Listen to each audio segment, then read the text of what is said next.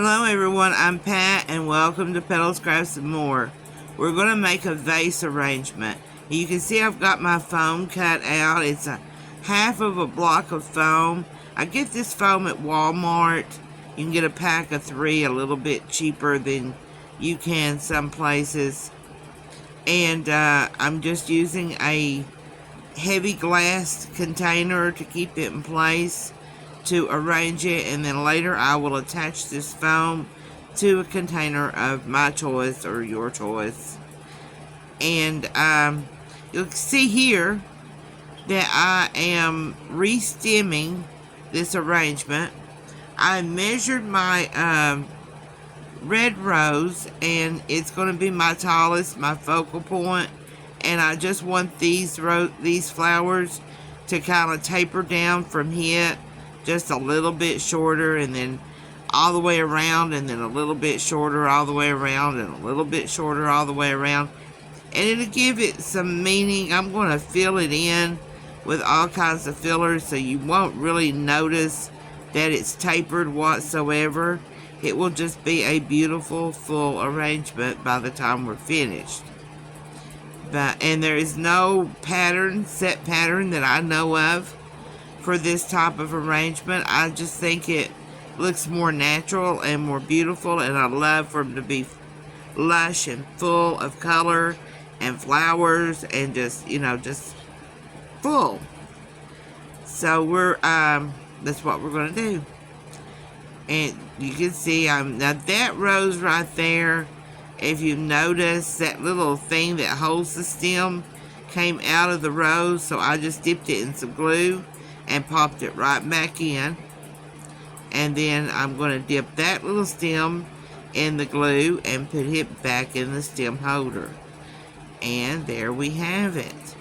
Now I'm going to take a little piece, a little extra glue there to make sure that it stays by gluing it to the leaves themselves. Then dip it in that glue skillet that you see over there. That is just a mini fry skillet. You can buy glue pods, but why? I think I paid $15 for that at Walmart instead of $30 or $40 for a glue pot. So whenever you can save a penny is my theory. I'm using different quality of flowers here, and you can get by with that. Some of the quality is not as good as others, but some of it is going to be an excellent quality, like that purple flower there. Those are Real Touch roses. They actually have bars on the stems and leaves that look like real leaves. And you can see that one can't come loose, so we're just going to put some glue on it and put it right back in its place, and it will stay.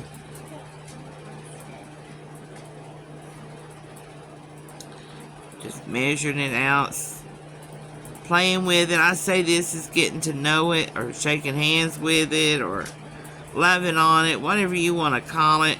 But I do like to get to know my flowers before I put them in the arrangement. It makes them look better, and they look better for you if they know who you are.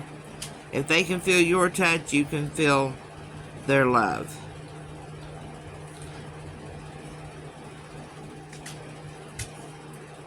Trying to figure out if that's where I want to go with that.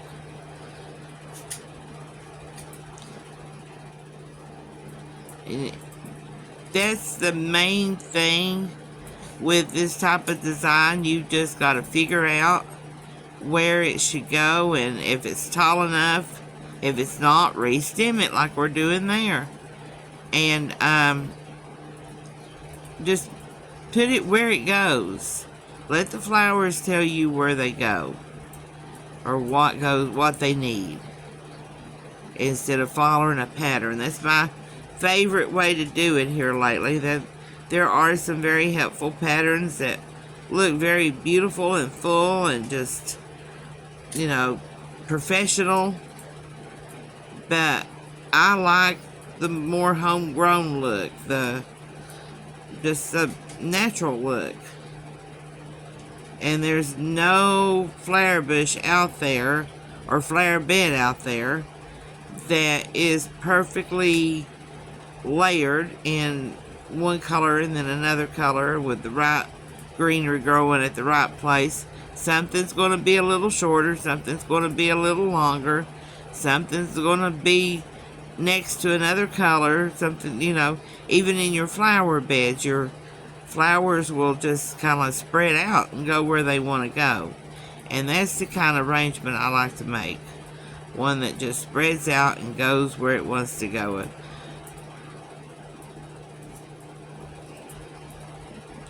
You want to get to know them, get the flowers to looking good. You can tell if it needs a little fluffing.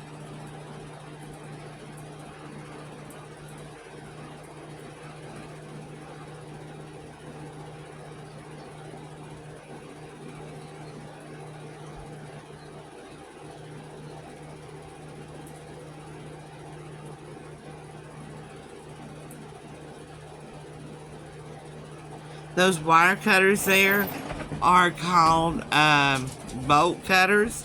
They're mini bolt cutters, and they work so well for the stems of the artificial flowers.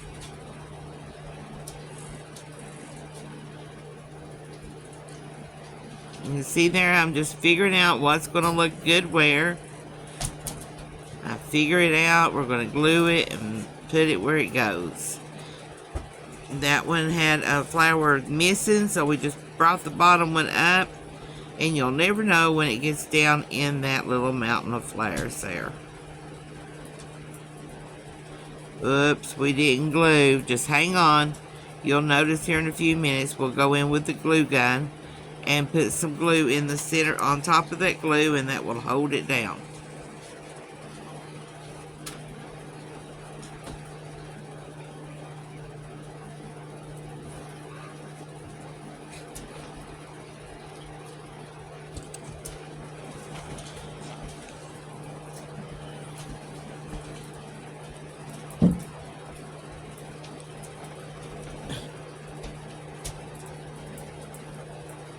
You'll notice that we're dipping that stem in the glue pot before we put the flower head back on top of it.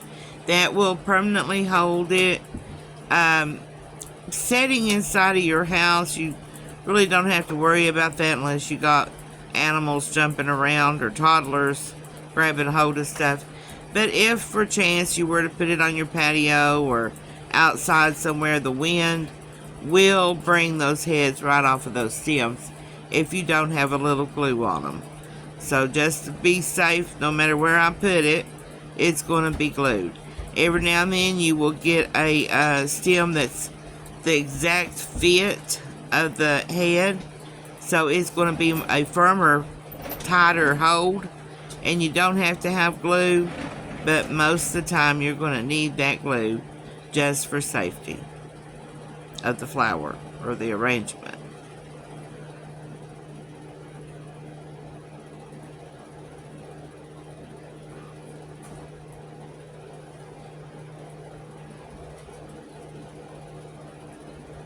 And as you can see, re-stemming it gives you better options for where to put it. And there you see I put my glue over the top of that glue that's already there. There's a little mountain of glue. I don't know if you can see it or not, but there is a little mountain of glue gathering up there from all the glue on the stems. And that will keep what stems I didn't glue in glued down. And a lot of times at the end of an arrangement like this, I will go ahead and take the glue gun and pop a little bit of extra glue on top of the already existing glue, just to let it kind of spread around and melt the top layer of the glue again, let it spread around, and make sure everything is going to stay once everything is in place, because you don't want your flowers coming out of your arrangement, especially if it's going outside. You want to do that just as an extra precaution to the wind and stormy weather that you get outside.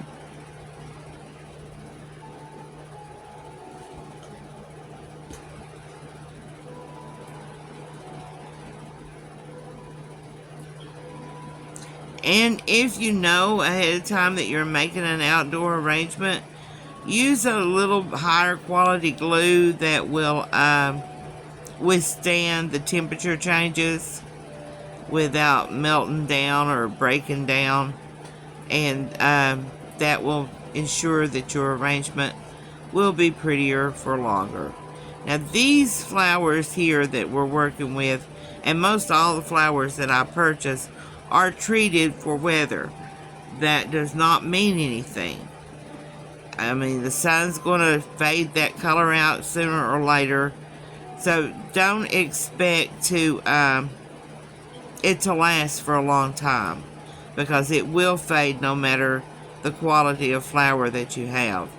The lower quality of flowers there, like that little yellow rose that we're restemming now, you can spray that with some lacquer or weather sealant, and it will hold up as long as the treated flowers, the rest of them. But after a few months, it's going to lose its color too.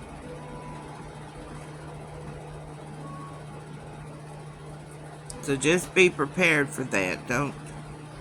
Don't get shocked by the years ago when I first realized that they had weatherproof outdoor flowers, you know, that were treated. I was like, yay. So I made an arrangement of them for my dad, and was going to leave it there for a little while instead of changing out arrangements as often as I was. And I did that, and when I went up there, it was a disgrace, the fading of those flowers. But I had left them up there for probably at least 3-4 months, and that was a disgrace on my part as well.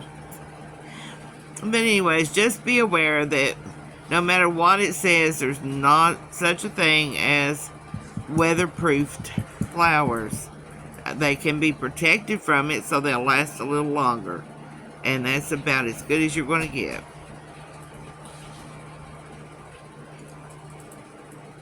And if you're doing flowers on a budget, go ahead and get the lower quality flowers and just spray them with the lacquer. What do you guys think about that arrangement? I've just been running my mouth, just talk, and not really been telling you what we've been doing. Although I told you at the beginning, and it's not changed. We're just going around, and right now we're using the smaller heads, the filler flowers. I wanted to kind of keep in the rose thing for the yellow flowers and the red flowers.